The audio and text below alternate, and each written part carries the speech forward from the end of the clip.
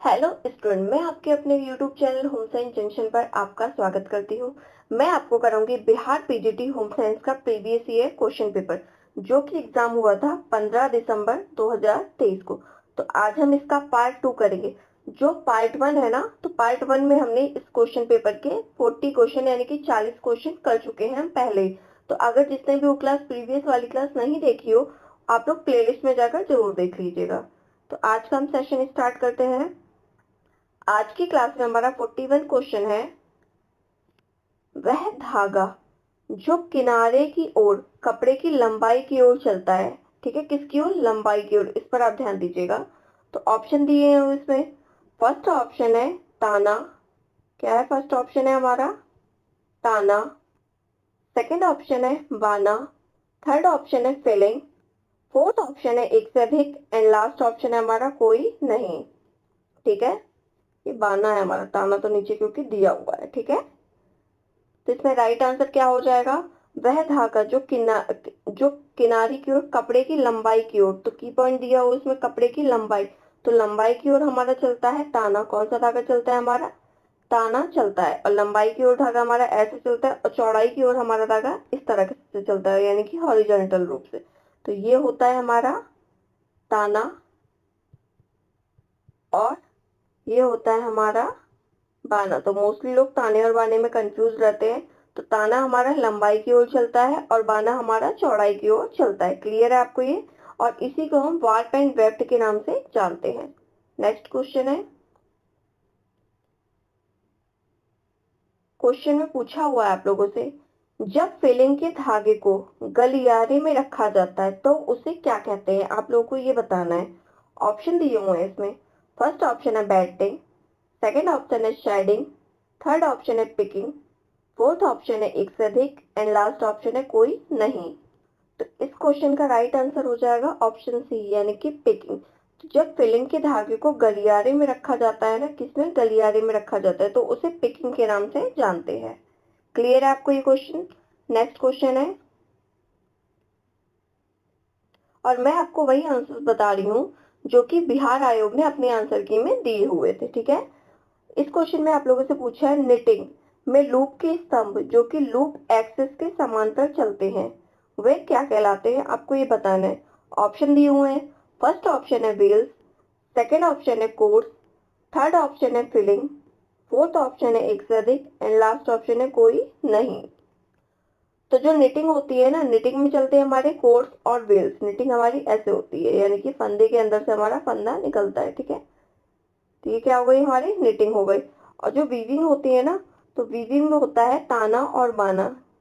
ठीक है, क्या चलता है वीविंग में? ताना और बाना। तो आपको ये ध्यान रखना है, निटिंग में होता है हमारा वेल्स एंड कोर्स और वीविंग में होता है हमारा ताना और बाना। निटिंग हमारे इंटरलूपिंग के द्वारा होती है।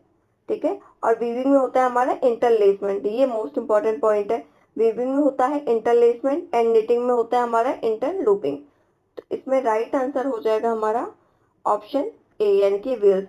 तो निटिंग की लूप के स्तंभ में जो कि लूप के एक्सिस के समांतर चलते हैं ना, उसको हम व्हील्स के नाम से जानते हैं। क्लियर है आपको ये? नेक्स्ट क्वेश्चन है, अगर आपको क्लास अच्छी लग रही हो तो आप लोग क्लास को लाइक जरूर कर दीजिएगा और शेयर भी कर दीजिएगा, जिससे और लोगों की भी हेल्प हो जाए। इस क्वेश्चन में पूछा हुआ है, वह बिना बुनाई वाला कपड़ा, यानी कि जिसको बुना नहीं गया है। ठीक है, क्वेश्चन में पूछा हुआ है, वह बिना बुनाई वाला कपड़ा जो ऊनी रेशे से बना हो, वह क्या कहलाता है? ऑप्शन दिए हुए हैं। फर्स्ट ऑप्शन है निटिंग। सेकंड ऑप्शन है बाइंडिंग। थर्ड ऑप्शन है फेल्टिंग। फोर्थ ऑप्शन है एक से अधिक एंड लास्ट ऑप्शन है कोई नहीं। तो जो बिना बुना वाला कपड़ा होगा ना, वो कहलाता है हमारा फेल्टिंग। तो ऑप्शन सी हमारा क्या हो जाएगा? राइट आंसर हो जाएगा। इसमें क्या करते हैं हम? रेशे को ताप एवं दाब के माध्यम से, किससे? ताप व दाब के माध्यम से हम लेयर बाय लेयर उसी के ऊपर ताप और दाब देके चिपका देते हैं। जिससे क्या होता है? जिससे हमारा कपड़ा बन के तैयार हो जाता है। किसको चिपकाते हैं हम? रेशों को। तो इसमें ना तो बुनाई की जरूरत होती है और ना ही हमारी निटिंग की जरूरत होती है। फेल्टिंग के द्वारा ही हमारा कपड़ा बनकर तैयार हो जाता है। तो इस प्रोसेस को हम फेल्टिंग के नाम से जानते हैं। नेक्स्ट क्वेश्चन है, क्वेश्चन में पूछा हुआ है परिसज्जाएं जो उपकरणों में जैसे कॉपर प्लेट, सिलेंडर या टेंटरिंग फ्रेम के द्वारा कपड़ों पर लगाई जाती है उन्हें क्या कहते हैं? ऑप्शन दिए हुए हैं। फर्स्ट ऑप्शन है टिकाऊ परिसज्जाएं, सेकंड ऑप्शन है रासायनिक परिसज्जाएं, थर्ड ऑप्शन है यांत्रिक परिसज्जाएं एंड फोर्थ ऑप्शन है एक से अधिक एंड लास्ट ऑप्शन है कोई नहीं। तो जैसे कि इसमें की पॉइंट दिया हुआ है, कॉपर प्लेट, सिलेंडर और टेंटरिंग फैली, ये सब किस में आ जाएंगे? ये सब हमारे यांत्रिक परिसज्जा के अंतर्गत आ जाएंगे। तो ऑप्शन सी हमारा राइट आंसर हो जाएगा। ठीक है, नेक्स्ट क्वेश्चन है। क्वेश्चन में पूछा हुआ है आप लोगों से कि कौन सी परिसज्जा में कपड़े की सतह से निकले धागों के रेशे को हटाया जाता है ताकि एक साफ चिकनी सतह मिल सके। ऑप्शन दिए हुए हैं। फर्स्ट ऑप्शन है स्काउरिंग, सेकेंड ऑप्शन है ब्लीचिंग, थर्ड ऑप्शन है सीजिंग, फोर्थ है एक से अधिक एंड लास्ट है कोई नहीं। तो इसमें राइट आंसर क्या हो जाएगा? तो जिसमें कपड़े की सतह से निकले हुए जो धागे के रेशे होते हैं ना, उनको हटाया जाता है, उसको हम सीजिंग के नाम से जानते हैं। किसके?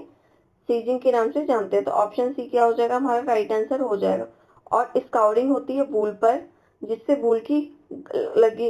वूल पर लगी हुई गंदगी को हटाया जाता है, और ब्लीचिंग होती है कॉटन पर। क्लियर है आपको ये? नेक्स्ट क्वेश्चन है। क्वेश्चन में पूछा हुआ है मर्सराइजेशन में किस में सुधार आता है? ऑप्शन दिए हुए हैं। फर्स्ट ऑप्शन है चमक, सेकंड ऑप्शन है मजबूती, थर्ड ऑप्शन है रंगाई, फोर्थ ऑप्शन है एक से अधिक एंड लास्ट ऑप्शन है हमारा कोई नहीं। तो जो मर्सराइजेशन का प्रोसेस होता है ना, ये होता है कॉटन पर। ठीक है, कॉटन पर। तो इसमें चमक भी बढ़ाई जाती है, मजबूती भी और रंगाई भी।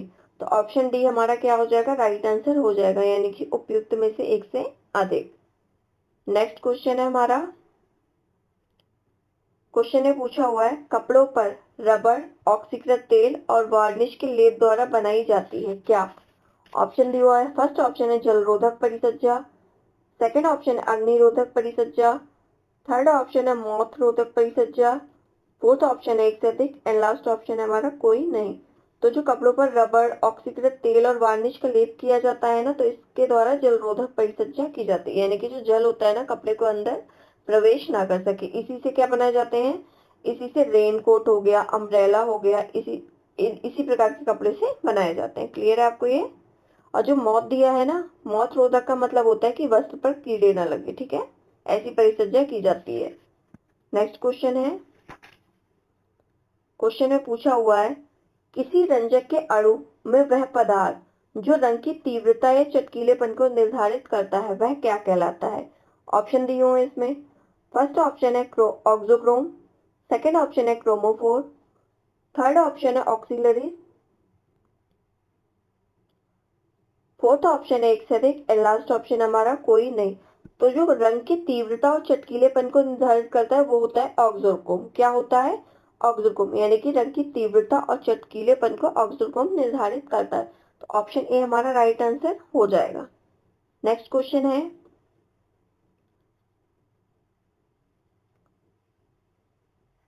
क्वेश्चन में पूछा हुआ आप लोगों से कच्चे रेशे की रंगाई को कहते हैं क्या?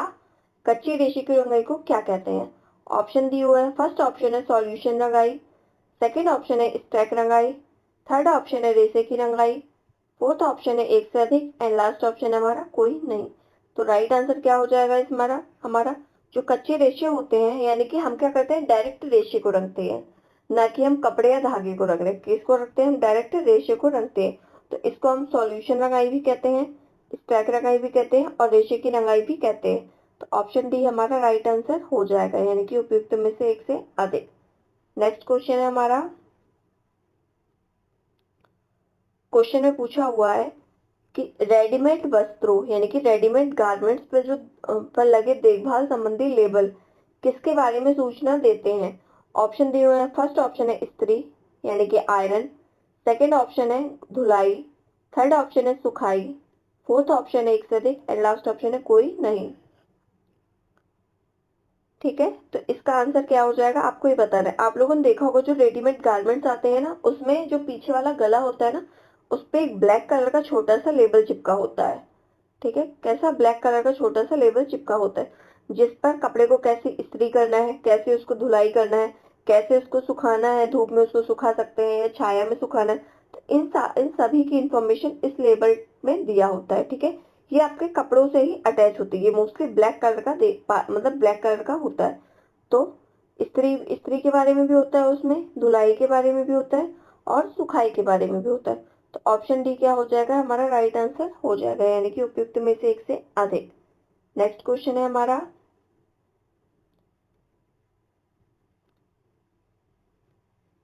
क्वेश्चन ने पूछा हुआ है आप लोगों से, कपड़ों का भंडारण करने से पहले क्या पक्का करना चाहिए, यानी कि कपड़ों को रखते समय आपको क्या ध्यान देना जरूरी है, आपसे ये पूछा हुआ है क्वेश्चन में। ऑप्शन दिए हुए हैं। फर्स्ट ऑप्शन है कपड़े साफ और सूखे हों। सेकंड ऑप्शन है दाग धब्बे हटा दिए गए हों। थर्ड ऑप्शन है फटे स्थानों की मरम्मत हो। फोर्थ ऑप्शन है एक से अधिक एंड लास्ट ऑप्शन है हमारा कोई नहीं। तो हमें कपड़ों को रखते समय ये देख लेना चाहिए कपड़े हमारे साफ और सूखे हैं। अगर कपड़े हमारे गीले होंगे तो हमारे कपड़ों में मतलब कीटाणु रख जाएंगे, ठीक है। इसी तरह कपड़ों को रखते समय हमें दाग धब्बे को हटा देना चाहिए। अगर दाग धब्बे लगे हुए कपड़ों को हम रख देते हैं तो जो दाग धब्बे होते हैं ना वो और ज्यादा परमानेंट हो जाते हैं। और फटे हुए स्थानों की भी मरम्मत कर लेनी चाहिए। अगर हम फटे हुए कपड़े रख देंगे तो अगर उस पे कहीं से भी तनाव पड़ गया तो वहां से और फटने के उसके चांसेस रहते हैं, ठीक है। तो ऑप्शन डी क्या हो जाएगा हमारा राइट आंसर हो जाएगा, यानी कि उपयुक्त में से एक से अधिक। तो आप ही लोग देख लीजिए बीपीएससी के एग्जाम में किस तरह के क्वेश्चन आए हुए हैं और आप लोग क्लास को लाइक भी कर दीजिएगा। इस क्वेश्चन में आप लोगों से पूछा हुआ है वह तरीका जिसमें संपूर्ण बाल्यावस्था और किशोरावस्था में समय समय पर उन्हीं बच्चों की दोबारा जांच की जाती है, ठीक है। ऑप्शन दिए हुए हैं। फर्स्ट ऑप्शन है पार अनुभागीय विधि। सेकंड ऑप्शन है नैदानिक विधि। फोर्थ ऑप्शन है अनुदैर्ध्य विधि। फोर्थ ऑप्शन है एक से अधिक एंड लास्ट ऑप्शन है हमारा कोई नहीं। तो आप लोग जरा क्वेश्चन पे ध्यान दीजिएगा, क्या पूछा है, वह तरीका जिसमें संपूर्ण बाल्यावस्था और किशोरावस्था में समय समय पर उन्हीं बच्चों की दोबारा जांच की जाती है। मतलब ये पूछा गया जिन बच्चों की एक बार पहले जांच की जा चुकी है उन्हीं बच्चों पर दोबारा जांच की जाती है, ना कि नए बच्चों को लिया जाता है जांच के दौरान, ठीक है। तो संपूर्ण बाल्यावस्था और किशोरावस्था में समय समय पर उन्हीं बच्चों की दोबारा जांच की जाती है जिनकी एक बार जांच पहले हो चुकी है। तो वह विधि कौन सी कहलाती है आपको ये बताना है। तो वह विधि कहलाएगी अनुदैर्ध्य विधि। क्या कहलाएगी, अनुदैर्ध्य विधि कहलाएगी, यानी कि लैंग्यूटेडने मेथड कहलाएगा आपका। तो ऑप्शन सी हमारा राइट आंसर हो जाएगा, यानी कि अनुदैर्ध्य विधि। नेक्स्ट क्वेश्चन है, क्वेश्चन में पूछा हुआ है आप लोगों से सामाजिक शिक्षा थ्योरी के ज्यादातर सिद्धांतों को किसने विकसित किया, किसको, सामाजिक शिक्षा थ्योरी के ज्यादातर सिद्धांतों को किसने विकसित किया, आपको ये बताना है। ऑप्शन दिए हुए हैं। फर्स्ट ऑप्शन है एल्बर्ट बंडूरा। सेकंड ऑप्शन है जेबी वॉटसन। थर्ड ऑप्शन है इवान पावलोव। फोर्थ है एक से अधिक एंड लास्ट है हमारा कोई नहीं। तो जो एल्बर्ट बंडूरा है ना, तो ऑप्शन ए हमारा राइट आंसर हो जाएगा। एल्बर्ट बंडूरा ने सामाजिक शिक्षा थ्योरी के ज्यादातर सिद्धांत को विकसित किया था। क्लियर है आपको ये। नेक्स्ट क्वेश्चन है, क्वेश्चन में पूछा हुआ है आप लोगों से सुदृढ़ीकरण या दंड पर आधारित सीखना क्या है, यानी कि डायरेक्ट पूछा कि रेनफोर्समेंट, क्या रेनफोर्समेंट और पनिशमेंट पर आधारित सीखना क्या है। ऑप्शन दिए हुए हैं। फर्स्ट ऑप्शन है स्पोर्ट लर्निंग। सेकंड ऑप्शन है क्लासिकल कंडीशनिंग। थर्ड ऑप्शन है बिहेवियरिज्म। फोर्थ ऑप्शन है एक से अधिक एंड लास्ट ऑप्शन है हमारा कोई नहीं। तो जो रेनफोर्समेंट और पनिशमेंट के द्वारा सीखना होता है ना, वो आता है हमारा स्फुट अनुकूलन में, यानी कि इसको बोलते हैं ऑपरेंट कंडीशनिंग। क्या बोलेंगे हम इसको, ऑपरेंट कंडीशनिंग। ऑपरेंट कंडीशनिंग के नाम से हम इसको जानते हैं, ठीक है। क्लियर है आपको ये। नेक्स्ट क्वेश्चन है, क्वेश्चन में पूछा हुआ आप लोगों से जब दूसरे के क्रियाकलापों से खुशी या मनोरंजन प्राप्त हो उसे क्या कहते हैं। क्वेश्चन पर ध्यान दीजिएगा आप लोग, क्या पूछा गया, दूसरे के क्रियाकलाप, यानी कि हम उसमें इन्वॉल्व नहीं है, दूसरे के क्रियाकलाप से हमें खुशी और मनोरंजन प्राप्त हो रहा है, उसे क्या कहेंगे। एक्टिव प्ले कहेंगे, यानी कि सक्रिय खेल, निष्क्रिय खेल कहेंगे या पैसिव खेल, मनोरंजन कहेंगे या एक से अधिक या कोई नहीं। तो अगर बच्चा इसमें खुद इन्वॉल्व नहीं है, वो दूसरों की क्रियाकलापों को देखकर खुश हो रहा है और मनोरंजन प्राप्त कर रहा है, तो उसको हम निष्क्रिय खेल बोलेंगे। क्या, इसको हम निष्क्रिय खेल यानी कि पैसिव प्ले कहेंगे। अगर बच्चा खुद इन्वॉल्व होता तो हम उसको सक्रिय खेल के अंतर्गत रखते, ठीक है। अगर बच्चा खुद इन्वॉल्व होता तो एक्टिव प्ले के अंतर्गत आ जाता, और जब बच्चा खुद इन्वॉल्व नहीं है गेम में वह दूसरों को देख के खुश हो रहा है तो वो हमारा निष्क्रिय खेल के अंतर्गत आ जाएगा, यानी कि पैसिव प्ले। क्लियर है आपको ये? नेक्स्ट क्वेश्चन है, क्वेश्चन में पूछा हुआ है व्यक्तित्व के नमूने यानी कि पर्सनैलिटी के जो पैटर्न होते हैं क्या निर्धारित करते हैं, आपको ये बताना है। ऑप्शन दिए हुए हैं। फर्स्ट ऑप्शन है आत्मा अवधारणा यानी कि सेल्फ कॉन्सेप्ट, सेकंड ऑप्शन है लक्षण, थर्ड ऑप्शन है व्यक्तिकता, फोर्थ ऑप्शन है एक से अधिक एंड लास्ट ऑप्शन है कोई नहीं। तो इसमें राइट आंसर क्या हो जाएगा, आपको ये बताना है। तो जो व्यक्तित्व के नमूने होते हैं यानी कि जो पर्सनैलिटी के पैटर्न होते हैं ना, वे आत्म अवधारणा को भी निर्धारित करते हैं, लक्षण को भी निर्धारित करते हैं और व्यक्तित्व को भी निर्धारित करते हैं। तो ऑप्शन डी हमारा राइट आंसर हो जाएगा, यानी कि उपयुक्त में से एक से अधिक। नेक्स्ट क्वेश्चन है, क्वेश्चन में पूछा हुआ है मोरल शब्द जो लैटिन भाषा के मोर्स से निकला है उसका मतलब क्या है। आप लोग को ये भी ध्यान देना है कि मोरल शब्द जो किससे बना है, लैटिन शब्द से बना है जिसका मतलब क्या है, मोर्स। ठीक है, किससे निकला है ये, मोर्स से निकला है। तो क्योंकि अगली बार एग्जाम में ये भी पूछ सकता है कि मोरल शब्द किस शब्द से निकला हुआ है, ठीक है, और ये किस भाषा से निकला हुआ है, ये भी क्वेश्चन आपसे बना के बीपीएससी पूछ सकता है। तो इसमें ऑप्शन दिए हुए हैं।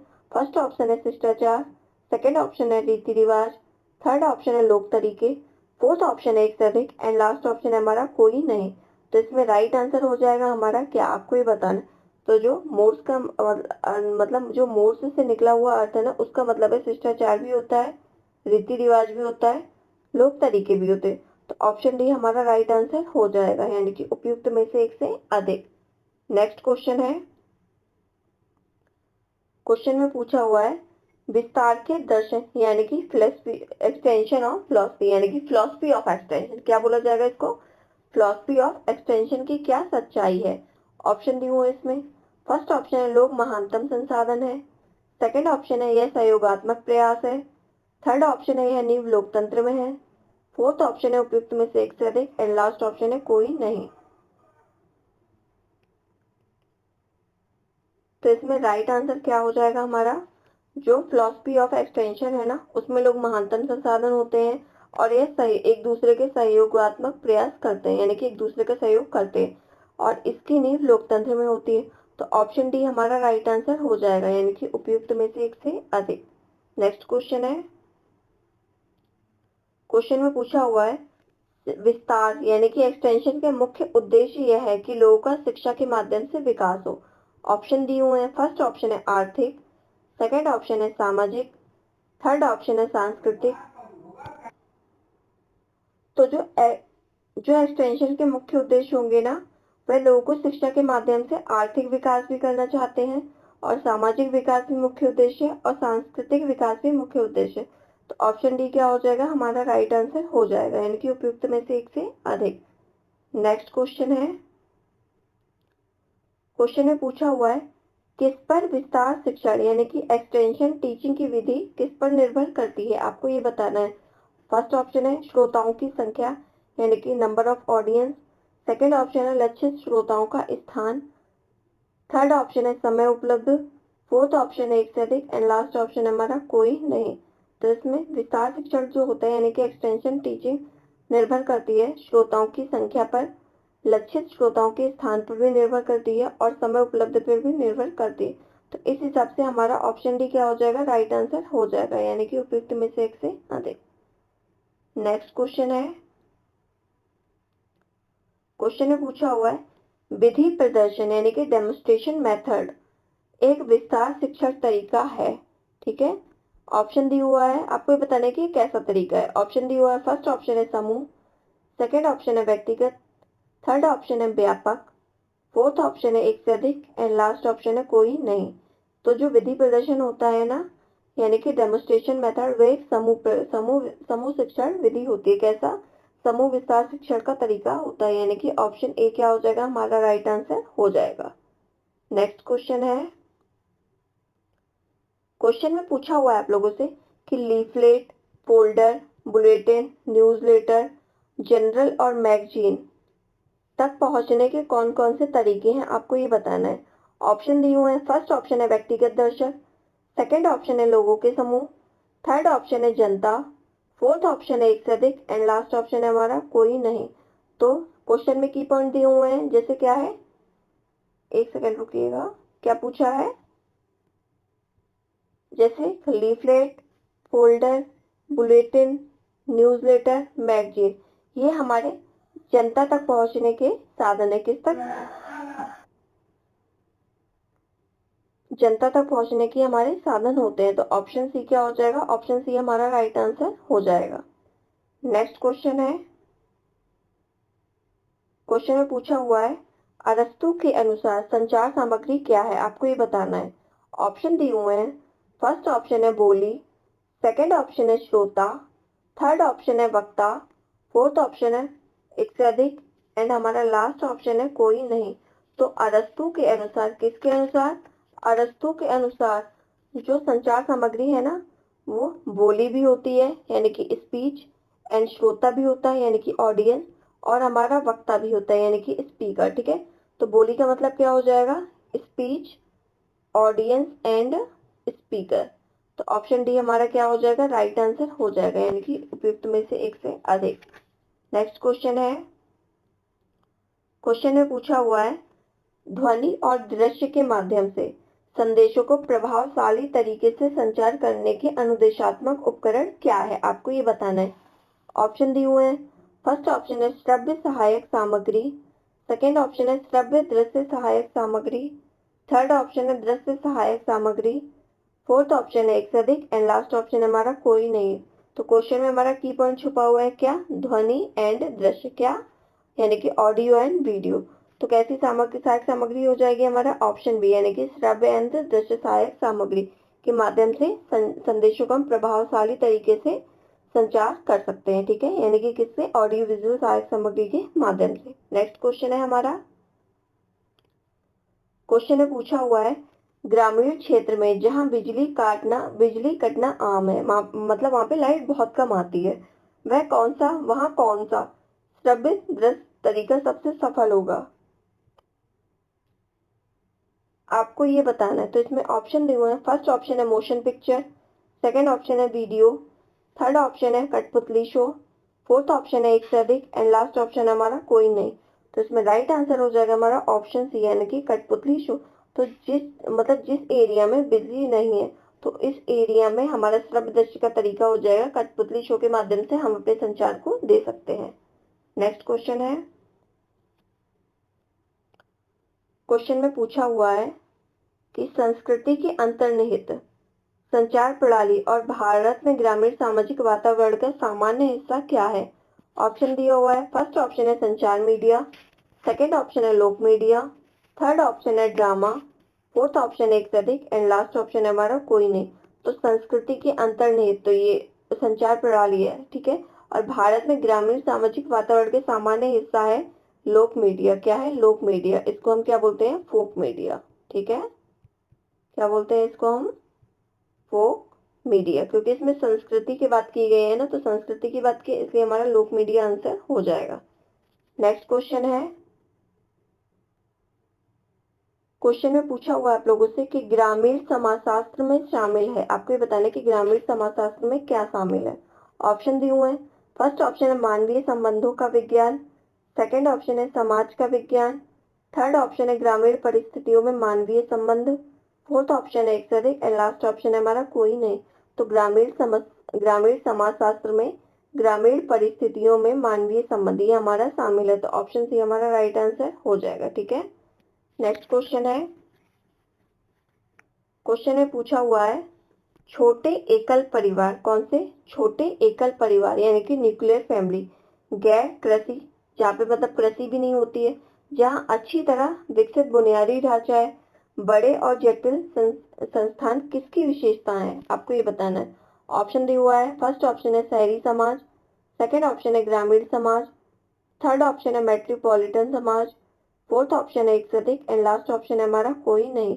तो छोटे और एकल परिवार यानी कि न्यूक्लियर फैमिली और गैर कृषि, तो ये कौन सा एरिया होता है? ये होता है हमारा शहरी समाज। कौन सा समाज होता है? हमारा शहरी समाज होता है। तो ऑप्शन ए हमारा राइट आंसर हो जाएगा। नेक्स्ट क्वेश्चन है, अगर आपको क्लास अच्छी लग रही हो तो आप लोग क्लास को लाइक भी कर दीजिएगा, और मैं आपको वही आंसर्स बता रही हूँ जो कि बिहार आयोग ने अपने फाइनल आंसर की में दिए थे। ठीक है, इस क्वेश्चन में आप लोगों से पूछा हुआ है जब नेताओं का विशिष्ट ज्ञान और समाज में उनके कार्य से उनकी पहचान होती है तो उन्हें क्या कहते हैं, यानी कि क्या होता है, नेता के विशिष्ट ज्ञान और उनके कार्य से उनकी पहचान होती है, किसके द्वारा, कार्य से उनकी पहचान होती है, तो उन्हें क्या कहते हैं। ऑप्शन दिए हुए हैं। फर्स्ट ऑप्शन है विचारवान नेता, सेकंड ऑप्शन है कार्योपयोगी नेता, थर्ड ऑप्शन है धार्मिक नेता, फोर्थ ऑप्शन है एक से अधिक एंड लास्ट ऑप्शन है कोई नहीं। तो इसमें राइट आंसर हो जाएगा हमारा कार्योपयोगी नेता। ठीक है, यानी कि ऑप्शन बी हमारा राइट आंसर हो जाए, जो कार्य से उसकी पहचान हो रही है तो कार्योपयोगी नेता। ठीक है, नेक्स्ट क्वेश्चन है। क्वेश्चन में पूछा हुआ है परिवार वह है कौन, परिवार क्या है, आपको ये बताना है जहाँ एक समूह के लोग एक दूसरे से खून के रिश्ते से, शादी या गोद लेने से बंधे हो, जो एक साथ रहते हो, या जो आर्थिक इकाई बनाते हो, या एक से अधिक, या लास्ट ऑप्शन दिया हमारा कोई नहीं। तो परिवार वह होता है जहाँ एक समूह के लोग एक दूसरे से खून के रिश्ते या शादी या गोद लेने से बंधे होते हैं, और जो एक साथ एक छत के नीचे रहते हैं, और जो एक आर्थिक इकाई बनाते हैं। तो ऑप्शन डी हमारा राइट आंसर हो जाएगा, यानी कि उपयुक्त में से एक से अधिक। क्लियर है आपको इस क्वेश्चन का आंसर। ठीक है, नेक्स्ट क्वेश्चन है हमारा। क्वेश्चन में पूछा हुआ है परिवार अभिन्यास वह है, यानी कि परिवार ओरिएंटेशन वह है कौन सा है, आपको ये बताना है। ऑप्शन दिए हुए हैं। फर्स्ट ऑप्शन है जो एक व्यक्ति बच्चे होने पर बनाता है, सेकंड ऑप्शन है जिस परिवार में व्यक्ति का जन्म होता है, थर्ड ऑप्शन हमारा जो एक व्यक्ति बच्चे गोद लेने पर बनाता हो, फोर्थ ऑप्शन है हमारा एक से अधिक एंड लास्ट ऑप्शन क्या है हमारा उपयुक्त में से कोई नहीं। तो आपको ये बताना है कि इसका राइट आंसर क्या हो जाएगा। तो जैसा कि क्वेश्चन में पूछा है परिवार अभिन्यास यानी कि फैमिली ओरिएंटेशन, अभिन्यास का मतलब होता है ओरिएंटेशन क्या है, तो जिस परिवार में व्यक्ति का जन्म होता है ना वही फैमिली ओरिएंटेशन कहलाता है, यानी कि पारिवारिक अभिन्यास कहलाता है। तो ऑप्शन बी हमारा राइट आंसर हो जाएगा। नेक्स्ट क्वेश्चन है। क्वेश्चन में पूछा हुआ है एक एकल परिवार तब बनता है जब उसमें, यानी कि न्यूक्लियर फैमिली की बात की गई, एक न्यूक्लियर फैमिली तब बनेगी जब उसमें, ऑप्शन दिए हुए हैं। फर्स्ट ऑप्शन है माता पिता के साथ रिश्तेदार भी रहें, सेकंड ऑप्शन है दादा दादी चाचा चाची और अन्य रिश्तेदार रहें, थर्ड ऑप्शन है वैवाहिक जोड़ा और उन पर आश्रित बच्चे रहें, फोर्थ ऑप्शन है एक से अधिक एंड लास्ट ऑप्शन है कोई नहीं। तो इसमें राइट आंसर क्या हो जाएगा, इसमें राइट आंसर हो जाएगा हमारा ऑप्शन सी, यानी कि न्यूक्लियर फैमिली वह होती है जिसमें वैवाहिक जोड़ा और उन पर आश्रित बच्चे रहे, वो हमारा एकल परिवार कहलाता है। नेक्स्ट क्वेश्चन है। क्वेश्चन में पूछा हुआ है होमोगैमी क्या संदर्भित करता है, आपको ये बताना है। ऑप्शन दिए हुए हैं। फर्स्ट ऑप्शन है वे व्यक्ति जो शादी करते हैं उनमें जिनमें एक जैसी जातीयता, वंश और धार्मिक पृष्ठभूमि जैसी विशेषताएं होती हैं। सेकंड ऑप्शन है एक लिंग के व्यक्ति का दो या दो से ज्यादा लोगों से शादी, थर्ड ऑप्शन है एक औरत की दो या दो से ज्यादा पुरुषों से शादी, फोर्थ ऑप्शन है एक से अधिक एंड लास्ट ऑप्शन है कोई नहीं। तो इसमें राइट आंसर हो जाएगा हमारा ऑप्शन ए, यानी कि होमोगैमी वह होते हैं वे व्यक्ति जो शादी करते हैं उनमें जिनमें एक जैसी जाति होती है, वंश और धार्मिक पृष्ठभूमि एक जैसी विशेषताएं होती है, वो क्या कहलाते हैं, वो होमोगैमी कहलाते हैं। तो ऑप्शन ए हमारा राइट आंसर हो जाएगा। नेक्स्ट क्वेश्चन है हमारा। क्वेश्चन में पूछा हुआ है परिवार की ऐसी संरचना जिसमें दोनों साथी बराबर शक्ति और अधिकार शेयर करते हैं वह किसमें आता है। ऑप्शन दिए हुए हैं। फर्स्ट ऑप्शन है पितृसत्तात्मक परिवार, सेकंड ऑप्शन है समान अधिकारी परिवार, थर्ड ऑप्शन है मातृसत्तात्मक परिवार, फोर्थ ऑप्शन है एक से अधिक एंड लास्ट ऑप्शन है कोई नहीं। तो इसमें राइट आंसर क्या हो जाएगा, परिवार की ऐसी संरचना जिसमें दोनों साथी बराबर शक्ति और अधिकार, ठीक है, उनका बराबर हस्बैंड वाइफ का बराबर का अधिकार होता है और बराबर की शक्ति होती है, तो ये कहलाएगा हमारा समान अधिकारीवादी परिवार, यानी कि ऑप्शन बी हमारा राइट आंसर हो जाएगा। पितृसत्तात्मक परिवार में क्या होता है, यहाँ पर जो वंश होता है वो पिता के नाम पर चलता है, और मातृसत्तात्मक परिवार में वंश माता के नाम पर चलता है। नेक्स्ट क्वेश्चन है। क्वेश्चन में पूछा हुआ है आप लोगों से कि किसका संदर्भ है कि दूसरों की फिक्र करना और आने वाली पीढ़ी की देखभाल और साझा करने पर वापस सौंपना, ये क्या कहलाएगा। ऑप्शन दिया हुआ है। फर्स्ट ऑप्शन है जनरेटिविटी, सेकंड ऑप्शन है स्थिरता, थर्ड ऑप्शन है प्रतिबद्धता, फोर्थ ऑप्शन है एक से अधिक एंड लास्ट ऑप्शन है हमारा कोई नहीं। तो इसमें राइट आंसर क्या हो जाएगा, आपको ये बताना है। ठीक है, तो किसका संदर्भ है, एक दूसरे की फिक्र करना, आने वाली पीढ़ी की देखभाल और साझा और वापस सौंपना। ठीक है, तो ये हमारा ऑप्शन ए राइट आंसर हो जाएगा, यानी कि ये जनरेटिविटी कहलाती है। क्या कहलाता है, जनरेटिविटी के अंतर्गत ही दूसरों की फिक्र करना, आने वाली पीढ़ी की देखभाल और साझा करने द्वारा वापस सौंपना, ये सब हमारा क्या होता है, जनरेटिविटी के अंतर्गत होता है। तो ऑप्शन ए क्या हो जाएगा, ऑप्शन ए हमारा राइट आंसर हो जाएगा।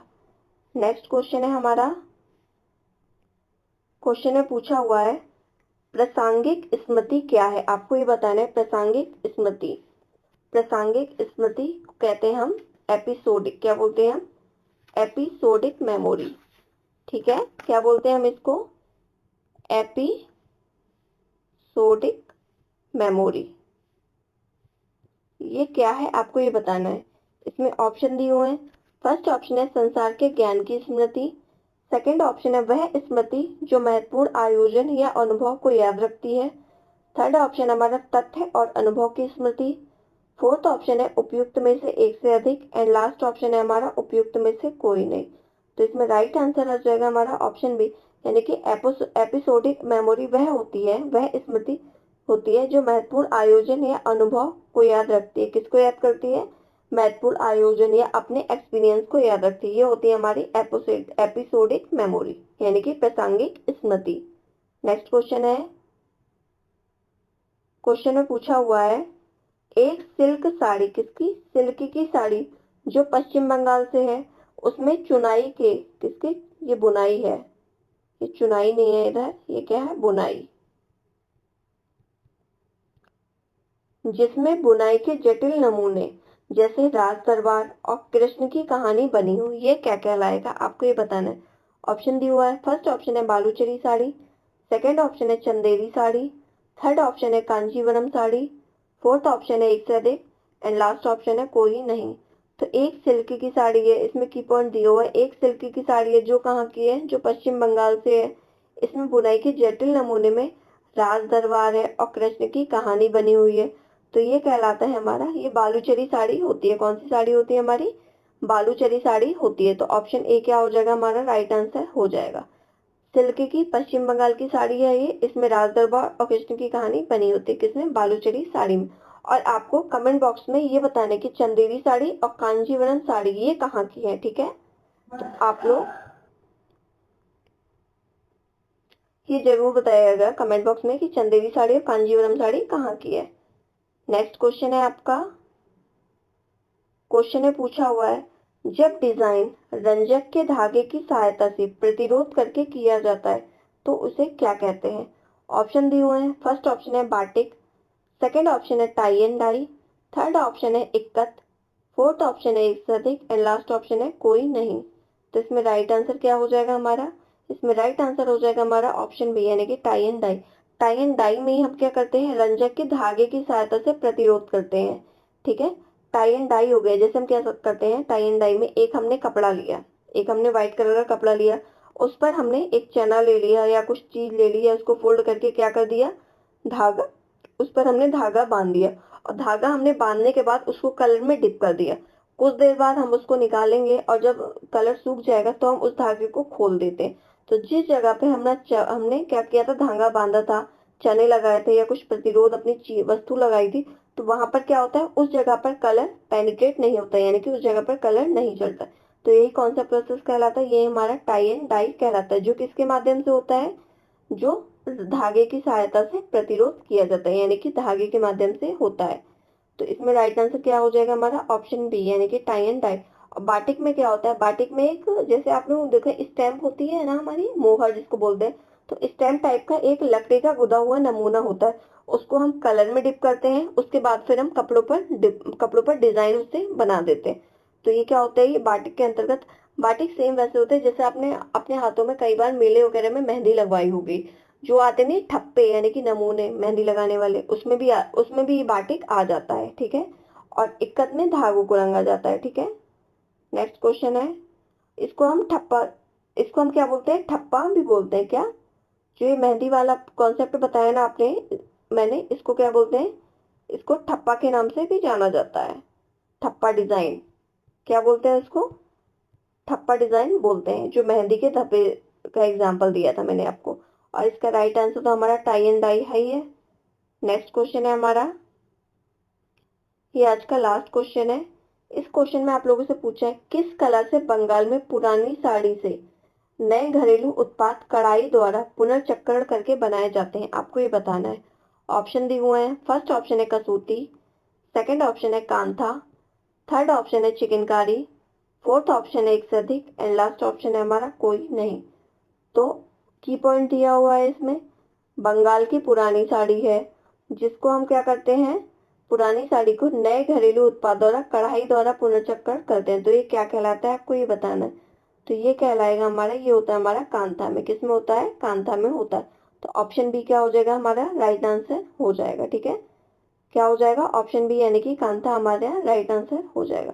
जो कसूती होती है, कसूती होती है कर्नाटक की, कसूती कर्नाटक की होती है। और चिकनकारी कहाँ की होती है हमारी? चिकनकारी होती है हमारी लखनऊ की कढ़ाई। ठीक है, कसूती होती है कर्नाटक की रंगाई और चिकनकारी होती है लखनऊ की रंगाई, जो कि अक्सर चिकनकारी व्हाइट धागों से होती है, व्हाइट कपड़ों पर व्हाइट धागे से की जाती है। तो आज की क्लास हमारी यही खत्म होती है। मैंने आपको आज का ये पेपर हमारा यहीं खत्म हो गया है। ठीक है, पूरा पेपर मैंने आपको सॉल्व करवा दिया है। और ये पेपर था आपका 15 दिसंबर 2023 का। कब का था ये पेपर आपका? 15 दिसंबर 2023 का पेपर था, जो आज ये कंप्लीट हो चुका है। हमने इसकी फर्स्ट क्लास अपनी प्रीवियस क्लास में की थी, उसको आप लोग जरूर देख लीजिएगा। और हमने इसका सेकंड पार्ट आज की क्लास में कंप्लीट कर चुके हैं।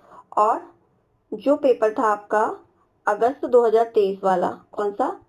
अगस्त 2023 वाला, वो पेपर भी पूरा सॉल्व करवा चुकी हूँ मैं। तो उसको भी आप लोग प्लेलिस्ट में जाकर देख लीजिएगा। ये दोनों पेपर आप लोग पूरे कंप्लीट देख लीजिएगा, बल्कि इसका कई बार रिवीजन कीजिएगा। इससे आपके एग्जाम में बहुत हेल्प होगी और आपको पैटर्न समझ में आएगा कि एग्जाम में किस लेवल के क्वेश्चन आते हैं, किस पैटर्न पे पूछे जाते हैं और क्वेश्चन कितने रिपीट होते हैं। तो इन सब की जानकारी आपको इन्हीं पेपर के माध्यम से मिलेगी। और जो 2024 वाला पेपर हुआ था ना बीपीएससी का, बिहार के अभी तक 3 ही पेपर हुए हैं, एक अगस्त 2023 में, एक हुआ है दिसंबर 2023 में। तो ये दोनों पेपर हम सॉल्व कर चुके हैं, कंप्लीट सॉल्व ही हमारा हो चुका है। और जो 2024 वाला थर्ड पेपर है उसको हम करेंगे अपनी नेक्स्ट क्लास में। ठीक है, तो आप लोग कमेंट सेक्शन में जरूर बताइएगा कि आपको क्लास कैसी लगी, आपको क्लास समझ में आई या नहीं आई। अगर आपको क्लास अच्छी लगी हो तो आप लोग क्लास को लाइक कर दीजिएगा और शेयर कर दीजिएगा और चैनल को सब्सक्राइब कर दीजिएगा, जिससे आपको टाइम टू टाइम नोटिफिकेशन मिल सके। ठीक है, थैंक यू सो मच।